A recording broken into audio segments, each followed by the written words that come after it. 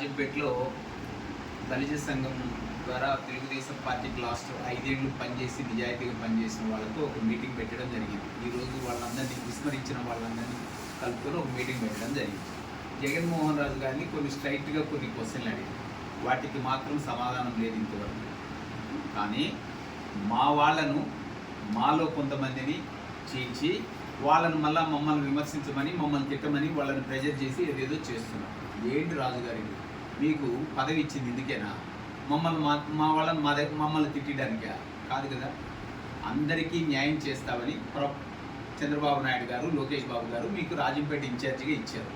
దాన్ని చేయకుండా ఒకరికొకరికి ఇది పెట్టి రచ్చలు పెట్టి అందరినీ చీల్చి ఏం సాధించాలనుకుంటున్నారు మీరు? రాజంపేటలో పార్టీని ఏం చేయాలనుకుంటున్నారు? రాజంపేటలో మీరు రాకముందు మీరు వచ్చిన తర్వాత అవి రెండు కంపేర్ చేయండి. మీరు 2022లో పార్టీలో అంటే 19లో మీరు ఎలక్షన్ చేశారు, 2022లో పార్టీలో యాక్టివ్గా పార్టిసిపేట్ చేశారు. 19 నుండి 22 వరకు మధ్యలో మీరు లేదు. మున్సిపల్ ఎలక్షన్లప్పుడు అట్లా తలుపుమన్నారు, మళ్ళీ తర్వాత వెళ్ళిపోయారు. 22 మార్చి నుంచి యాక్టివ్గా వచ్చారు. దానికి ముందు ఏ సమస్య లేకుండా ఉండేది రాజంపేటలో. అక్కడి నుంచి మొదలయ్యి ప్రతిరోజు ఏదో ఒక సమస్య, ఏదో ఒక ఇది, ప్రతిదీ ఏదో ఒకటి చేయడం, ఇట్లా చేస్తూ వచ్చారు. పార్టీని భ్రష్ పట్టించి రాజంపేటలో ఓడిపోయేటట్టు చేశారు. మీ టార్గెట్ రీచ్ అయ్యారు. ఓకే, మీరు మమ్మల్ని తిట్టిస్తే మా వాళ్ళ ద్వారా మేము మా వాళ్ళని తిట్టడం వాళ్ళ విజ్ఞతగా వదిలేస్తున్నాం. మేమంతా ఒకటే, మేమందరం కలిసే ఉంటాం. ఎప్పటికైనా సరే ఎవరు ఒకరినొకరు తిట్టుకోం, ఒకరికొకరు ఇచ్చేసుకోం. ఏమి మీరు కార్యకర్తలందరినీ మనం తెలుగుదేశం కులం అంతే, ఇంకా వేరే కులం కాదు. తెలుగుదేశం కులంలో ఎవరున్నా అందరినీ కలుపుకొని అందరికీ న్యాయం చేస్తామని నీకు కొంతన్నా జ్ఞానం వస్తుందన్న ఉద్దేశంతో మేము ఆ మీటింగ్ పెట్టాం.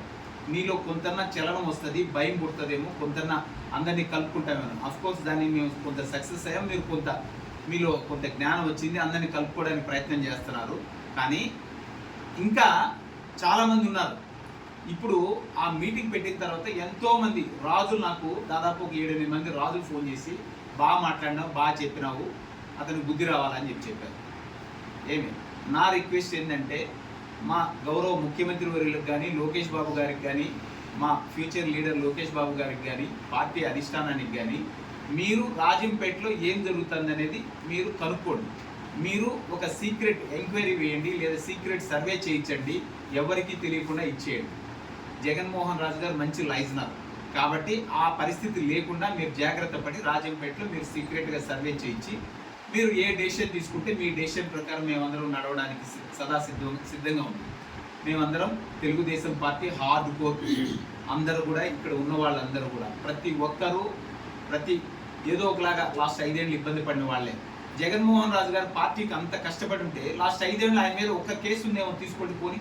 ఏ ధర్నాలో కానీ, చంద్రబాబు నాయుడు గారితో అరెస్ట్ చేసినప్పుడు ధర్నా చేసింది కానీ, లేదా రాజంపేట జిల్లా పోయినప్పుడు ధర్నా చేసింది కానీ, లేకపోతే ఇంకోటి కానీ, దేంట్లో అయినా సరే ఒక్క కేసు ఆయన మీద రిజిస్టర్ అయిందేమో రాజంపేట పోలీస్ స్టేషన్లో కనుక్కొని మీరే తీసుకోండి. పార్టీకి ఉంటుంది కదా, పార్టీ తెప్పించుకోండి, చూడండి. అంటే ఆయన పార్టీకి కష్టపడ్డా లేకపోతే షోలు చూపిస్తూ వచ్చినాడా, ఏం చేస్తున్నాడు, మీరే డెసిషన్ తీసుకొని ఇప్పుడు జరగబోయే దాన్ని కూడా మీరు దృష్టిలో పెట్టుకొని ఒక సర్వే చేసి దాన్ని బట్టి మీరు ఒక నిర్ణయం తీసుకుంటే అందరూ కూడా హ్యాపీగా ఫీల్ అవుతారని నా ఒపీనియన్. మీరు ఎవరిని పెట్టా దానికి మేము సర్వదా సిద్ధం. కానీ ఇతని ఆధ్వర్యం అయితే పార్టీ భ్రష్టు పట్టుకుంటారు, ఇదైతే పక్కా.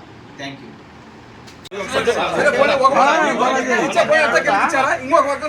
జగన్మోహన్ రాజన్న ఈ బుద్ధి ఫోన్ చేసి వారాన్ని ఒప్పితే ఎప్పుడైనా కానీ ఏమి రాని మండలంలో తాలూకాలో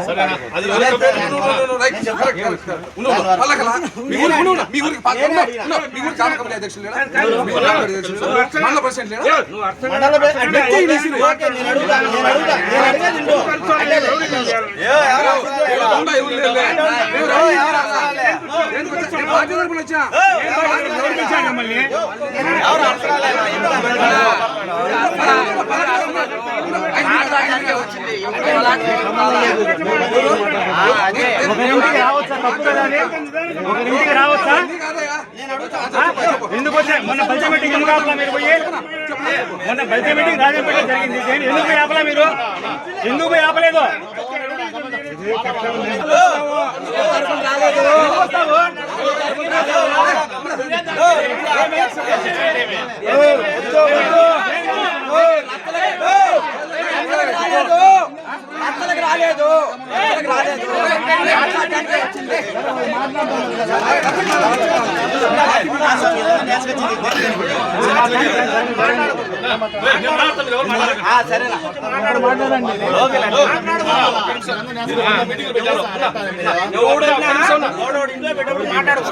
రేపు లేబాకులో నా పంచాయతీలో పెడతా దమ్మున్నాడు ఎవడో మాట్లాడి నేను కానీ మాట్లాడమన్నా ఎవరైనా సరే